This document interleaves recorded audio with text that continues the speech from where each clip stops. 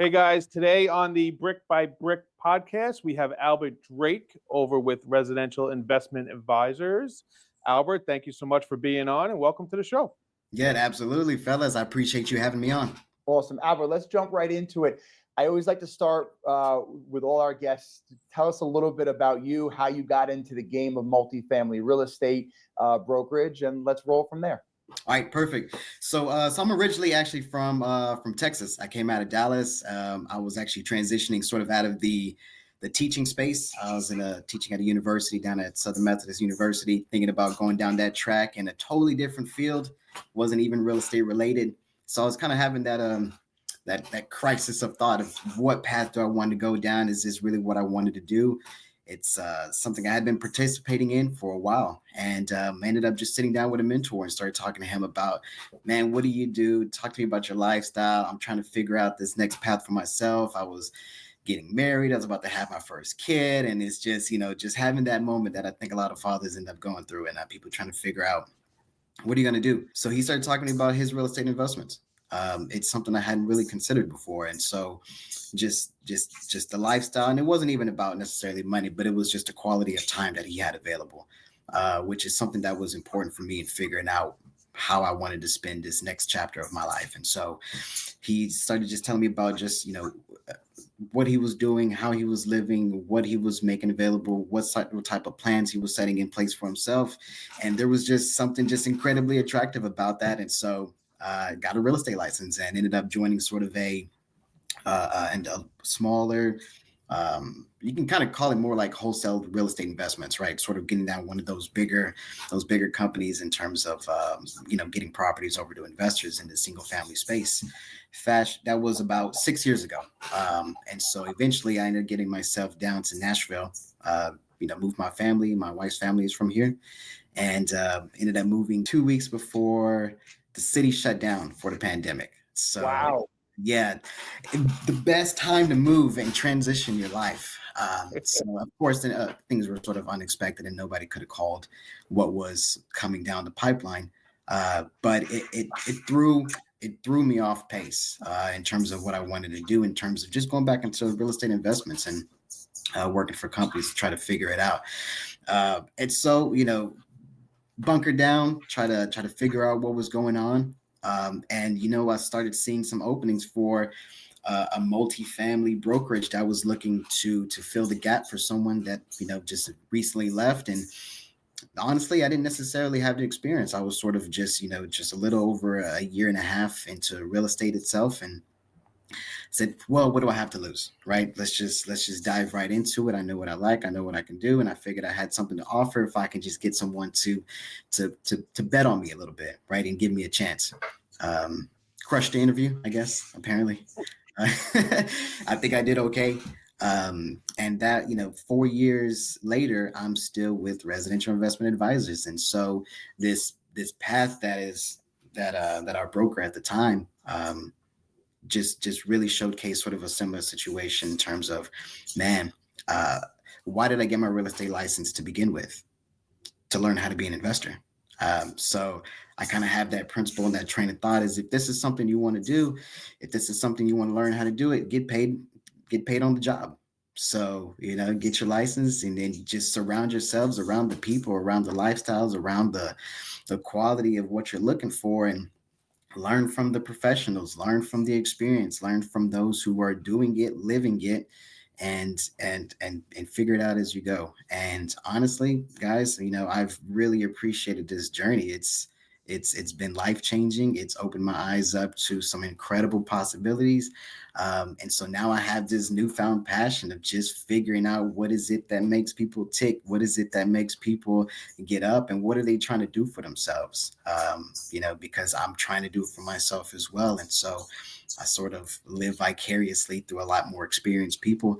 And so we sort of live in this boutique brokerage. So we're not some of your big players, right? Like, we're not some of your big brokerages. We're sort of boutique. We try to keep it we try to keep it humble. We try to work with the millionaires next door, right? That's sort of our motto, is just, I'm keeping it casual. This is kind of, how we present ourselves in terms of just figuring out what is it that people want? What is it that they're trying to do? And, let's play matchmaker, right? This is a dating game. We're trying to get people married for life. So if we can, sort of sit down and try to figure out what's going on, it's an interesting game. So 4 years been with RIA, Residential Investment Advisors, well over 500 transactions, 12 plus years in the business. We typically keep it between, sort of 40 to 80 units. Sometimes we sort of start dipping a little bit over. I know I do, but in terms of unit counts, but we try to keep it to small and medium asset classes, and that sort of keeps us involved with the small partnerships, right? The families that are trying to build a portfolio, the small syndication groups that are trying to come in and build. We don't deal with a lot of REITs, we don't deal with huge funds. We don't deal with, not to say that we won't, but, our clientele typically are just, it's just a little bit more humble, a little bit smaller, but nevertheless, still good quality. Albert, I have to say, from all the brokers that I've met in the Tennessee, you're the most genuine and authentic broker that I've ever met. And I love that you're like, listen, I have a passion about real estate. I have a passion about generational wealth. And what am I going to do? I'm going to get myself in the space of people that are buying, selling, transacting, and owning. And that's how you're going to walk into it. And that's how you get into the game. So to me, like, you're someone I want to work with. You're somebody I want to, build properties with. Tell our listeners where you guys, like, what areas of Tennessee you guys really try to move the most product in, or where is the most of your listings coming from or buyers looking into? Give us, Tennessee is so big.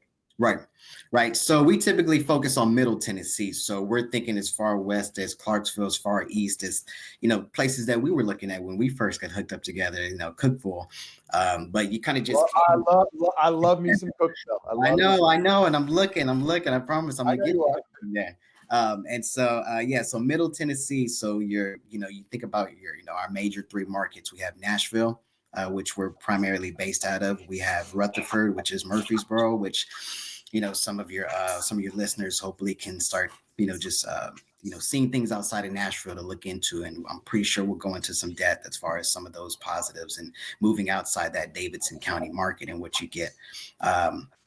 And just really sort of just down the middle. So we like to trickle down sort of Middle Tennessee. So we have a lot of smaller markets, and I'll start throwing out some cities for your listeners to start looking into. But your Murfreesboros, your Tullahoma, Tennessee, your Cookville, Tennessee, your Columbia, your Manchester, your McMinnvilles.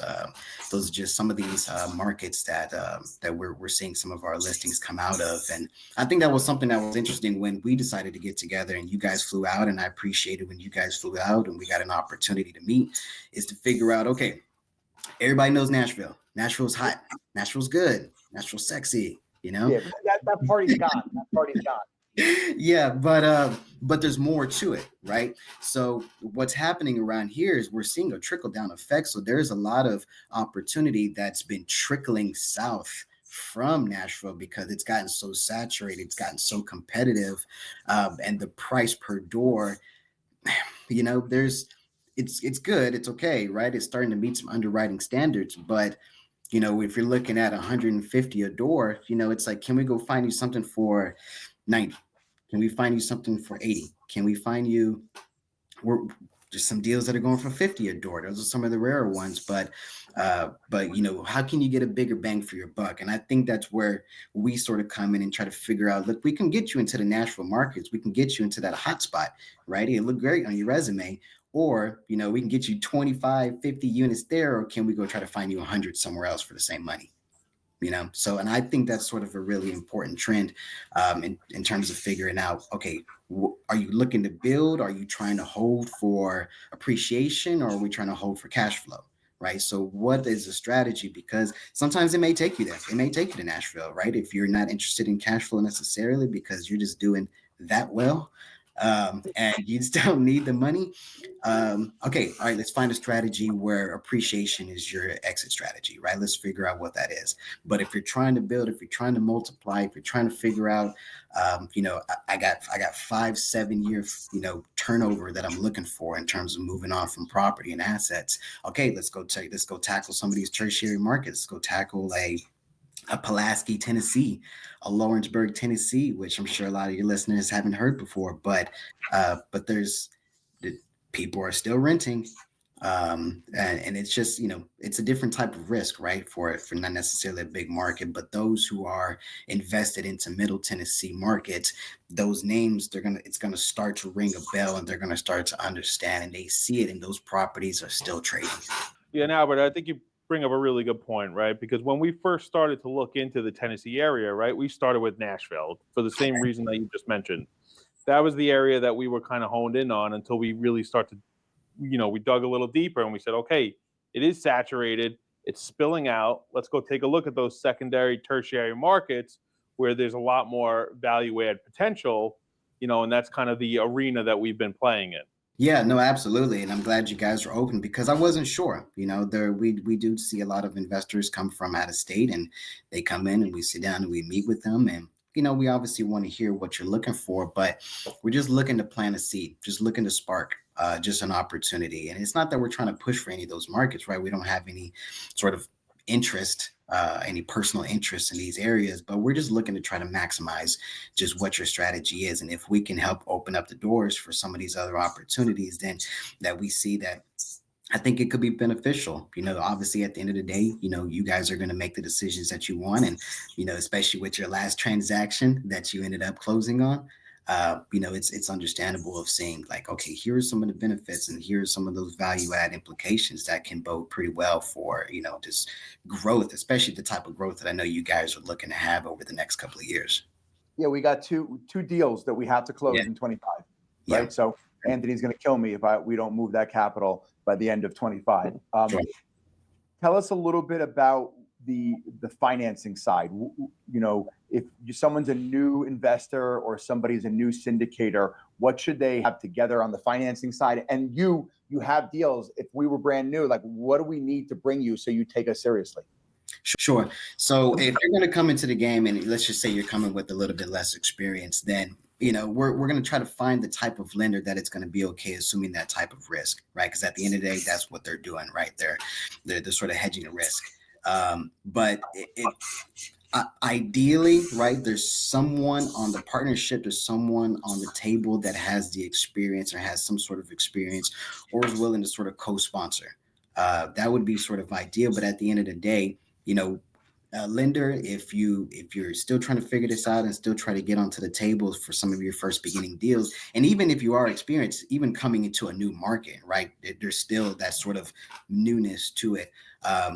They're just going to dive deep into your background, right? So transparency, I think, is going to be absolutely key. So have your financials together, have them organized, present it as if you're going to walk into a lender and sit down across from an underwriter and say, hey, this is the kind of deal that I'm looking for, right? It's presenting the opportunity in the best light as if you were going into an interview, right? Interviewing for a job, right? Here's my resume. Here's what I've done. Here's what I'm looking to do. Here are the partnerships. Here are the boots on the ground that I already have lined up. Here's my broker. Here's my insurance. Here's my property manager. Here's the underwriting that we've done on it. Here's the stabilization efforts that we're going towards, right? Presenting it in the best light and, showcasing that you've done your own very due diligence on the property itself. And so you're just trying to just leverage that opportunity. It's like, why do I want to lend on these guys? Why do I want to assume that type of risk? And what do they have to bring to the table? So, that's the way that I would work with some of the clients, especially buyers coming in the market. It's like, man, let's just organize this thing as best as possible and present it in the best light. And let's go tackle a lot of these different lenders that we have our connections with to go figure out if we can get this done for you. Do you see buyers coming in that are like dead set, Albert, I want this neighborhood, this market, or buyers like, oh, I want something that cash flows? Like, what are the buyers coming to you saying? It's both. I think I think a few years ago, sort of the first few years that I was sort of dealing in multifamily markets, it was a little bit more, even down to the zip code. I want this particular zip code, I want this bracket, this age bracket, this particular city, and that's okay. That's fine, right? So let's go tour, let's go find out. But it is a little bit of a limiting factor, right? Because it's not as multifamily isn't as abundant as single family, opportunities. And so, sure, yeah, we can go find you that. But those who says, hey, this is the type of strategy I'm looking for. This is my exit strategy. I'm even assuming this opportunity for. Find me something that fits that. Oh, the doors open up, man. Like that's that. I think that's where the doors open up for individuals is trying to figure out.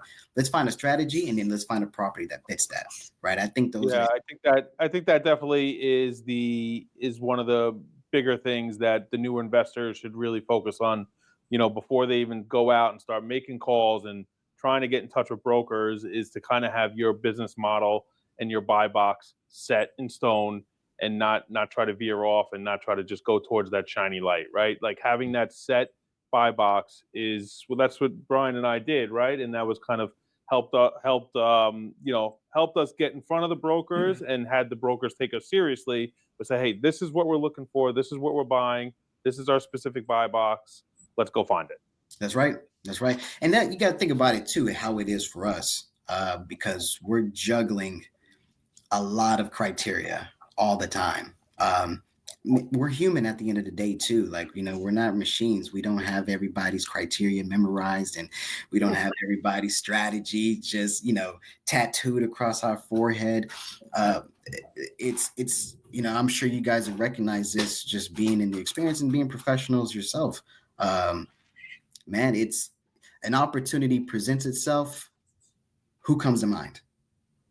A property is here, an owner calls you, says, hey, I'm ready to sell, or I'm thinking about this. Do you know somebody? Who comes to Yep. mind? Yep. Right? You got to be right here, right here. It's it. It's who comes in front of mind, because yeah, we can go and present, we can go get full listing information together. We can throw it on the markets. We can, let the floodgates come in. Sure. But everybody has a top 10. Everybody, and if anybody tells you otherwise, they're lying to you. So, and it's not a favoritism. It's just a matter of efficiency, especially when we're representing sellers. We want to do well for them, right? We got a fiduciary. We want to do right. We want to get them the most. We want to get them the best opportunity, but we also want to set up buyers for success. Setting buyers up for success keeps them growing, right? Keeps the credibility alive, but also just presents future opportunities in terms of resale, or it comes to, okay, that's a client that I know can close. That's a client that I can see and participated in their success. Let's keep it going. How soon can you come back, and can I find you something else? This is just a job of efficiency if you can do it right. How does someone get in your top 10? Constant communication. Man, I talk on the phone all day long. I'm talking on the phone all day long. I'm emailing, I'm texting different individuals from around the country all day, every day. This is a 7-day-a-week job. So it's how do you stay on the forefront? It's just constant communication, but honestly, just honest communication. Like, I really appreciate you guys, and I've reached out to you guys multiple times. Like, hey, what do you think about this? Hey, this property popped up. I'm going to shoot this over to you, because you guys have been great in that sense of that type of communication of just checking in. Hey, even catching me up on your own deals. Hey, I just grabbed this over in West Tennessee. Tell me about it. Tell me what's going on, because I'm storing that information away. I'm like, okay, that's what they wanted. That's what they went after, and they closed on the deal. Great. That's awesome. But being really clear with your criteria of what you were just mentioning, Anthony, was, being clear about your criteria, right? Of just saying, this is what I'm looking for. This is what we're looking to do. We're trying to grab this amount of units in the next year or two. And just moving forward sort of in that passion of just. Talk to me about property management, Albert. All I could stress to people who here in New York, Long Island, my family manages our 46 units personally, but now being an out-of-state investor, talk to us about if we were going to hire, you threw us a deal tomorrow morning, and I was like, Albert, we love the deal. Anthony goes through the underwriting. He loves it. But like, dude, I can't move forward on this without property management. What questions should I be asking? And what should I be looking for in a property management company? Sure. I think first and foremost is you need to find somebody who's actually local and who's actually sure. I think first and foremost is you need to find somebody who's actually local and who's actually managing in those markets, right? So the question we're going to talk about is, okay, first of all, what size is it, right? If it's a 30-something unit, okay, probably going to be looking for a territorial manager, right? Because the money just doesn't necessarily make sense paying somebody a salary. So, okay, all right, if we're looking with something smaller, let's figure out what type of manager you're looking for. If it's something larger, okay, we're probably looking for somebody who's a little bit more on site, sort of an individual. So figuring out, first of all, what size asset you're looking for, two, what type of experience they already have. But what you're going to be asking is, okay, is this a new construction, stabilized, right in downtown Nashville? People are just going to flood in, right? It's not going to be too difficult to lease up and to stabilize an asset. Or are we dealing with an asset that's 5 buildings, 3 of them burned down, so the value add is going to be rebuilding them? Do they have experience in project management, right? Do they have experience with dealing with construction? Do they have experience with managing that type of project along with the stabilization efforts? Does the management company, do the owners themselves, do they own real estate? I think I ask that every time. I even ask you, and you told me that you have a few multis. Like, I ask the brokers that I work with, I want to make sure they own multifamily real estate. I want to make sure our property management company in Western Tennessee. My first question was, I'm like, dude, how many doors do you guys own? Right. Because they're going to see it from your light, right? They're going to see it from your standpoint. They're going to put themselves in your shoes and say, okay, I understand not only is he wanting to lease that, but why? But if we want to get it stabilized, what are they planning on doing, right? Is this a 3-year type flip? Is this something going to be buy and hold, for the next 15 years? Finding a management company that can sympathize with your efforts, it goes a long ways. Are you finding a company that's growing rapidly, right? They're buying up other management companies. And it's interesting. I had a conversation with a property manager a couple of weeks ago, and it was actually somebody who worked for the property management company. And they were just telling me how this company is just rapidly growing because they're buying up some of the local smaller management companies, absorbing them, and they're growing so fast that they're starting to get a lot of feedback that their attention to investors' properties is waning, right? Because they're more focused on growing their business than they are with taking care of the clientele that got them into positions to grow, right? So finding out where your actual property management company is, and that's a tougher question to just ask, hey, Mr. Property Manager, is your business doing good and are you growing? I think that's where you start leveraging some of your relationships with different brokers of just figuring out, where has this company been and how are they growing? I think those are some small things to sort of keep in consideration with, are you dealing with a small boutique family-owned management company that's never really moved outside the county, but they know everything about this market? I like those. Yeah. I like those.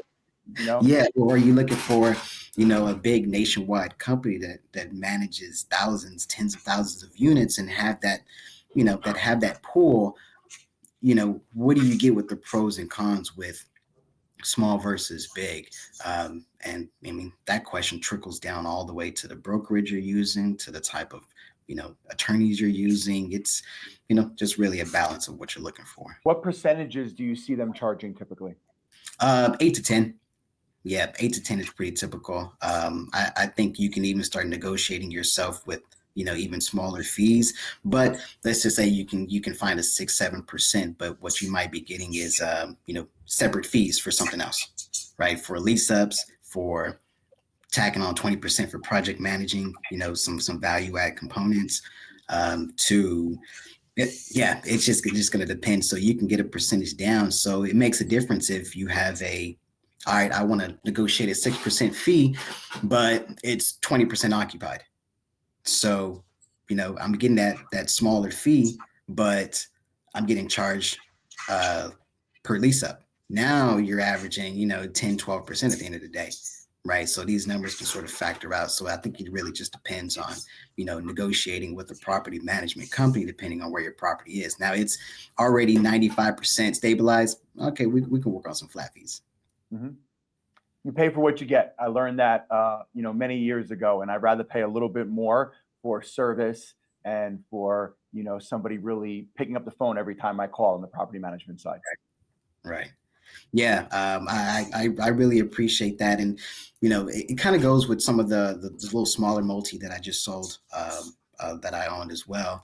I kind of dabbled into that same situation again. Is the reason why I got into real estate and got my license. I was like, yeah, let me tackle this property management. Let me just try to understand, a little bit more about like how this operates. So, I don't think every investor has the opportunity to self-manage, especially if you're diving into a new market and you need 50 units. It's a little tough, but a lot of investors, sometimes have opportunities to start a little bit smaller. I'm the type of person that would encourage self-manage for 6 months, figure it out, see what they have to go through, because at the end of the day, now when you're looking into a property management company, what you're actually trying to outsource, right? What this property needs, what the tenant base is like, and started factoring in, some sort of, foreshadowing of what you're looking for. And I think that goes well into confidence, when you're hiring a company. Let's transition. I've been hearing from the streets, and they're all compliments, but there's rumors going around that you are about to close a $13 million 70-something unit. Can you tell me a little bit about that? Sure. It's a little bit larger. It's actually, and even though we typically deal in the medium size, this is actually 130 units. So what this is it's an opportunity down in Manchester, Tennessee. It's two different parcels. I got connected with a seller who was just, having a little bit of a tough time selling the property. So he reached out to me. He remembered a voicemail that I sent him months and months back when I was sort of just cold calling him. He reached back out. I guess the voicemail was just that good. And so, he called me. Even a broken clock is right twice a day, right? You leave voicemails out, right? Someone's gonna listen to one of them. Yeah, exactly. So don't forget those cold calls. And so I just, I met up with him and we discussed the property, met out there, and I said, you know what, I think we have an opportunity here. So let's figure out sort of the strategy of what you have. And so this is it's a portfolio. So it's not a complex, it's a portfolio of duplexes and quads, really sitting on one street. And it's just a parcel that was just individually deeded and titled. So now we have an extra strategy of you can buy this and you can sell these individually. So there's an extra strategy of automatically figured out what type of buyer we're looking for. We're looking for someone who's getting into this value add component. It's going to hold on to this, going to stabilize it, and it has a long exit strategy of selling these duplexes one by one by one. I believe altogether it was about 40 assets with the duplexes and quads. And so, it took a few months to find a buyer, and the buyer I actually found was a seller for another deal that I brought the buyer to his deal in Cookeville earlier this year. And so, I know he was looking for a different asset, and I was like, hey, well, I have this going on over here. Would you be interested? And we got together, we started figuring out this is exactly the city that he lives in. And is looking to sort of build and add up to his portfolio out there. So the complicated part of this transaction itself was actually the negotiations in determining how to get from contract to close. So we ended up just negotiating just a ton of collaboration between the buyer and the seller. The buyer was contributing money for renovation because his property was trying to get Fannie Freddie lending on it, but it was sitting at 70% occupancy. But the seller didn't necessarily have the time to work on the renovations because this is a value add situation. So it came in with a lot of collaboration, buyer and seller contributing funds, resources, contractors from both sides, sharing in management opportunities. The current buyer wanted his own personal management company taking on all the vacant units and leasing them up while the current management was still there in place. So keeping them satisfied so they're not fighting over management duties. And so this is, long story long, this should be closing in early January. But it would be my biggest deal so far, and altogether it was about almost a year to get it across the finish line.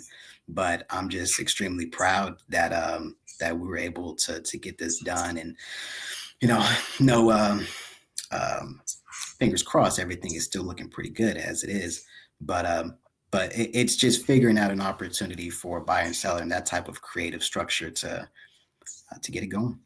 It's funny because that's what it takes. Like, I'm sure this deal was passed around from broker to broker to broker, but it's someone like you who could look at it, package it properly, and then get in there and really massage both sides. And at the end of the day, all I hear is win-win, right? There's a seller who wants to sell it. There's someone who wants a new asset, and you figured out a way to make this happen. It has to. It absolutely has to. This business doesn't make sense until we get an opportunity for both sides. And sometimes I think sellers can hear that and you're like, well, man, I want the most money. I don't care what happens on the other end. But, in that case, Mr. Seller, you probably need to go sell this yourself then, right? Because I'm not asking you to necessarily compromise, but at the end of the day, this needs to make sense, because if the shoe's on the other foot, we need to make a situation work. And sometimes that just takes a little bit of compromise. And sometimes it's not even about the price. Sometimes it's just about the terms. Sometimes it's just about figuring out why you're selling it. And I know why you're selling it, right? Because this project is too hard for you to handle. This is why it's in the situation that it's in terms of why you're needing to. Okay, let's solve that problem. Solving that problem, price wasn't necessarily the biggest factor. Timing wasn't necessarily the biggest factor. It was just so you can go do what you want to do in your other business ventures. So it's like I said, it's just a matchmaking game. That's all we're here to do. And also, it's just fun. I mean, I don't mind, picking up every stone and kicking in every door to figure out what the opportunity is. I have no problem asking uncomfortable questions or presenting uncomfortable opportunities, because I'm used to being told no, right? So, so I don't have a problem sort of going forward and figuring out, hey, but what about this? Hey, I was thinking about this. I was sort of sitting down, just jotting down some notes. What about this type of structure? What about this type of opportunity? What if we turn this into that? And just diving down, because the more questions you ask, the more you figure out, or it just gets us closer to solving some problems. So that's just sort of philosophy I run Albert, by. pick up your crystal ball and tell us what you see the 25 multifamily market look like. Is it a great time to buy? Should pencils still be up? Like, where do you see interest rates? What is your projected? Sure. Man, if I had that crystal ball, geez, I tell you, I'd be a wealthy man tomorrow. But from the conversations that I feel like I'm having with different investors, different lenders, different brokers as well, people are just itching. People are itching to get back to transacting. That's sellers and that's buyers alike. So I know we're all waiting. We're all waiting for interest rates. At the end of the day, that's what it's really coming down. It's just a matching of expectations. Sellers still have some regret not selling in these 3-4% interest rate markets. So those prices are we're still working around those expectations. But as we start getting into 2025, I think we're going to find a trending downwards of interest rates, right? What that's going to be, where it's going to stabilize. I've heard talks of the opportunities to try to get it at, let's just say here we're seeing sort of still 7.5 interest rates. I think if we can start seeing sort of a 100-point reduction, I think we start seeing, some opportunities in the sixes, and hopefully some stabilization efforts in the next 2 years in the mid to upper fives. I think that's pretty realistic. But I think everybody's just looking for that plateau. Have we plateaued? Have those interest rates stopped rising? And once we start seeing that downtrend, I think that's when people start coming to the table optimistically.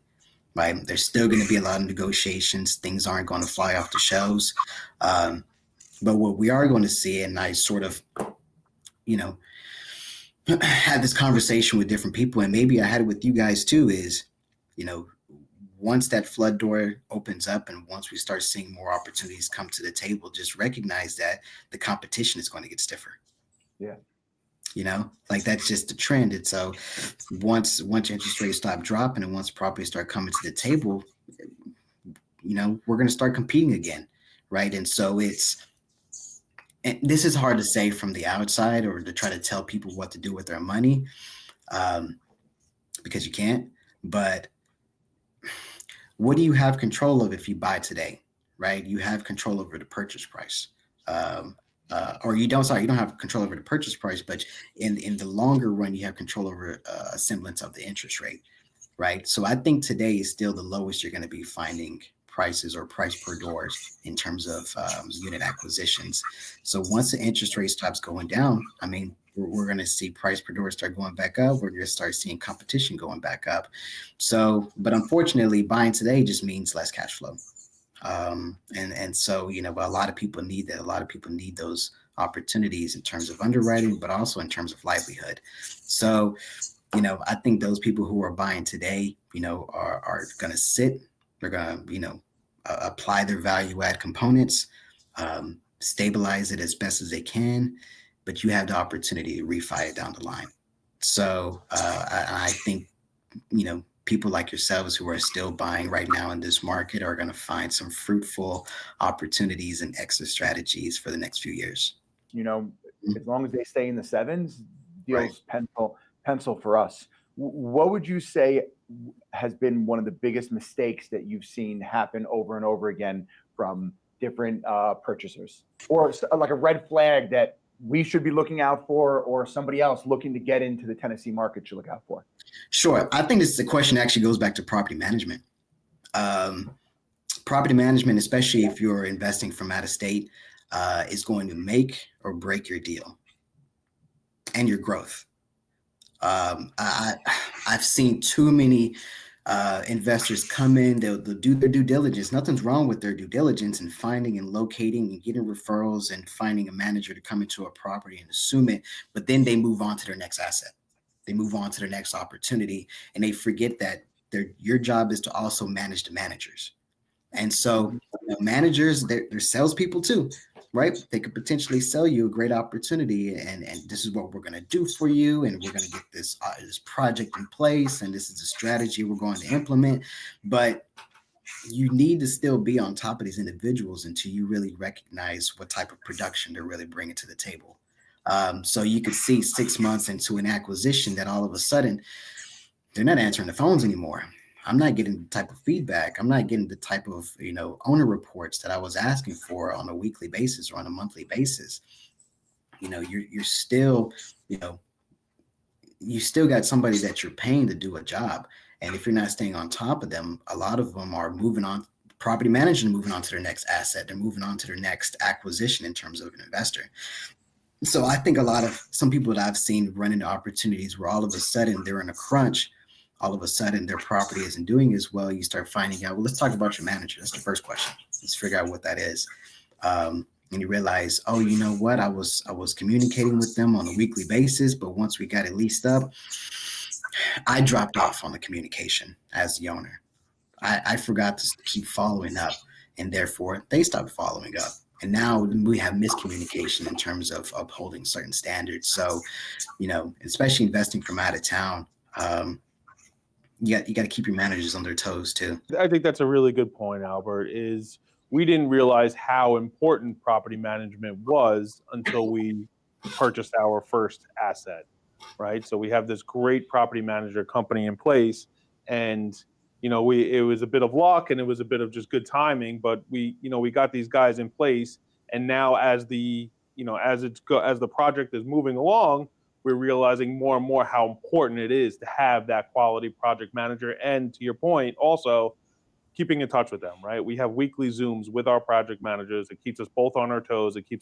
They know that meeting's coming up every week, so they're going to have to report back to us what's going on.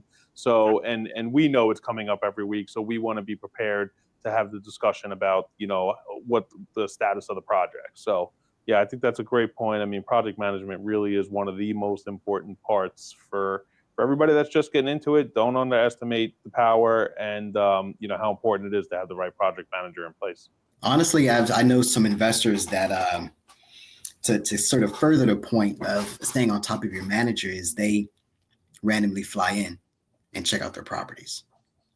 So they'll periodically, they won't let the managers know that they're coming in town, because some managers, and again, this isn't to put down any management company. This isn't to make them the bad guys. They're absolutely not. They're a vital role in your success as a team member. But again, we're all humans, right?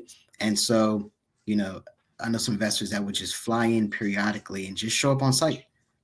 They got in town, they landed, says, "Hey, Mr. Manager, I'm going to be popping up in about 45 minutes. I'm just going to walk the site. Feel free to join me if you want to. I'm just going to go check things out." And you'll really find out where the status of your property is at. Absolutely. I might have to do that, kick in the door and just show up in Western Tennessee. Just find out where it's at, right? Because I've heard the stories too from different investors. It's like, hey, when I call them and we schedule a flying in town in 2 weeks, want to meet, you want to discuss, kind of see what's going on, your property's in great shape. But then you start looking at your statements, you start looking at okay, why is my just periodically my occupancy keeps dropping and things, I'm getting a lot of feedback for things that are looking so great. I'm getting pictures. I'm saying it. That's because, it turns out that the property managers are doing a great job when you're coming into town. But when you leave out of town, it goes back to the status quo, right? It just is what it is. So I know some who just pop up, show up, kick that door in and says, "Hey, I'm here, baby. What's going on?" And you'll get an idea of just, okay, this is the normal, right? And then you can have those conversations of like, look, I just need you guys to step it up, or you know what? Me randomly popping in and this is the current condition of the property. You guys are doing a fantastic job. I could figure out with that. We're getting close to the end, and I want to be mindful of your time because you've been so amazing to carve out some time with us. Where could our listeners find you? What's the best way to get in touch with you? Of course, we'll put your website, your phone number, your email, your social media links, but what's the best way for someone who's looking to sell a property in Tennessee or someone who's looking to invest and wants your guidance? Sure.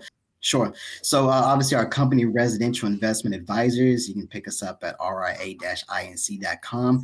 Reach out to me personally, Albert at ria-inc.com. Email me. We can get together. You come in town. We'll kind of get connected, see what's going on. I can pass my number along as well. But just really, you can find me there. That's where I'm most active. I got a few social handles you can find me on, but reaching me through email, shoot me a call, shoot me a text. And if you're coming into town, just reach out. We're local. We're out just outside the Nashville market. So if I need to pack up, feel free to come out here. And if you do, make sure you bring those bagels. Make sure you bring them. Yes, sir.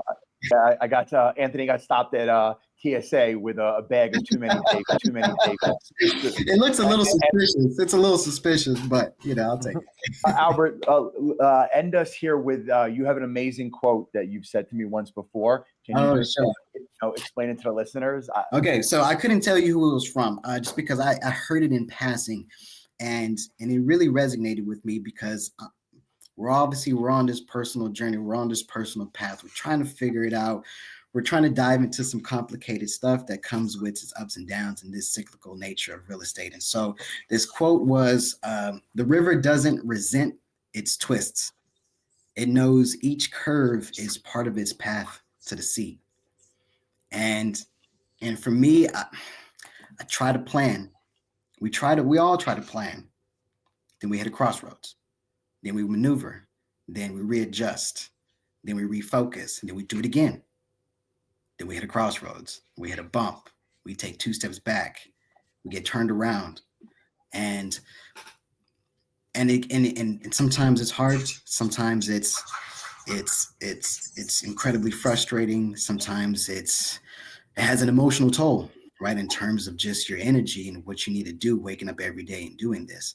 But it's a beautiful means to an end in what we're doing. And so I don't know, I'm going to print it up and I'm going to put it up on my wall because this journey is, because it's so cyclical, because it's so each and left and meandering each and every way. It's what makes this so interesting. It makes it so interesting, and I love it. And hopefully your listeners find some resignation with that too. Listen, I did. So that's all that matters. I love it. Love it. Have an amazing rest of your week. Thank you so much for carving out some time. And hopefully we'll be in Tennessee to see you soon. Absolutely, guys. Talk to you soon. I appreciate it. Thanks, Albert. Appreciate it, bud.